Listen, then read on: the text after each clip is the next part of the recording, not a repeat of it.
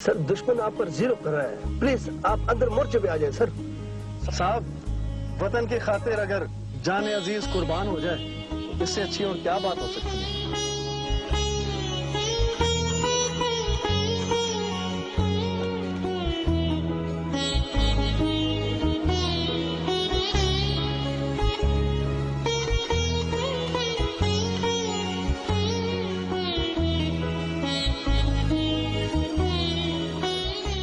अस्सलाम वालेकुम नाजरीन, खुदा की बस्ती के साथ मैं हूं आपकी मेज़बान रोहा राशिद और इस वक्त मौजूद हूं बड़की रोड लाहौर पर। और जो आप मेरे इर्द गिर्द देख रहे हैं मुकाम, ये मुकाम शहादत है, जाए शहादत है मेजर अज़ीज़ भट्टी साहब का।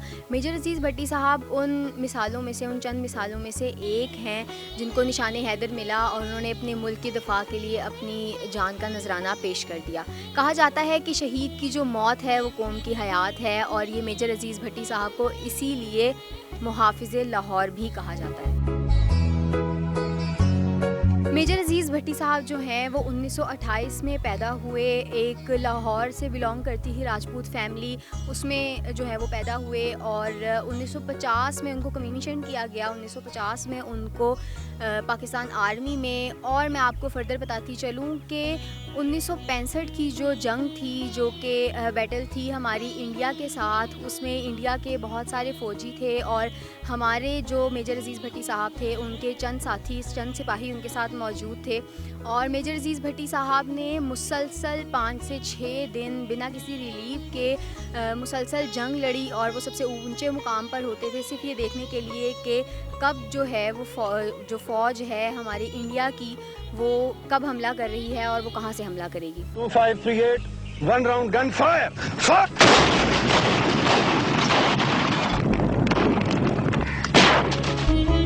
1965 की जो जंग थी जो कि इंडिया की थी पाकिस्तान के साथ, हमारी BRB के दिफा के लिए, लाहौर के दिफा के लिए मेजर अज़ीज़ भट्टी साहब जो हैं वो शहीद हो गए। कहा जाता है ये मिसाल बन गई है कि 5 से 6 दिन और रातें मुसलसल वो लड़ते रहे। मेजर अज़ीज़ भट्टी साहब अपनी टीम को लीड कर रहे थे और सिर्फ चंद ही सिपाही थे और वो भी मिसाल कायम कर गए। मेजर अज़ीज़ भट्टी साहब कहा जाता है कि एक ऐसे मुकाम पर होते थे, एक ऐसी जगह पर होते थे, सबसे ऊंची जगह पर, जहाँ पर वो देखते थे और अपनी टीम को लीड करते थे कि दुश्मन कहाँ से हमला कर रहा है और वो दुश्मन की एक एक चाल पर नज़र रखते थे।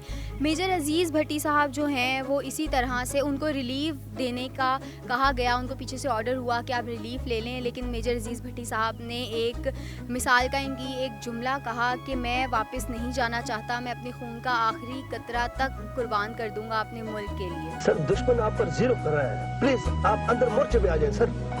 साहब, वतन की खातिर अगर जान अजीज कुर्बान हो जाए तो इससे अच्छी और क्या बात हो सकती है। मेजर अज़ीज़ भट्टी साहब जो कि हिस्ट्री में हमें पता चलता है, आप यहाँ पर उनकी तस्वीर भी देख रहे हैं। मेजर अज़ीज़ भट्टी साहब जो हैं वो लड़ ही रहे थे कि उसी दौरान वो अपनी टीम को लीड कर रहे थे, उनके सिपाही इंडिया के फ़ौजियों के साथ लड़ रहे थे, लेकिन लाहौर के दिफा के लिए, लाहौर को बचाने के लिए, अपने मुल्क के लिए, शहीद होने के लिए मेजर अज़ीज़ भट्टी साहब जो हैं वो लड़ते लड़ते उनको एक इंडिया के टैंक जो है उसका गोला जो है मेजर अज़ीज़ भट्टी साहब के सीने में आकर लगा और उसी वक्त इसी जगह पर जहाँ मैं खड़ी हूँ, आपको ये वाक़या सुना रही हूँ, इन्फॉर्मेशन दे रही हूँ, यहीं पर मेजर अज़ीज़ भट्टी साहब जो हैं वो उन्होंने सच में जो जुमला कहा था उसको पूरा किया और अपनी बात पर कायम रहे और शहीद हो गए। अपने खून का आखिरी कतरा तक जो है वो कुर्बान कर दिया पाकिस्तान के लिए, अपने मुल्क के लिए।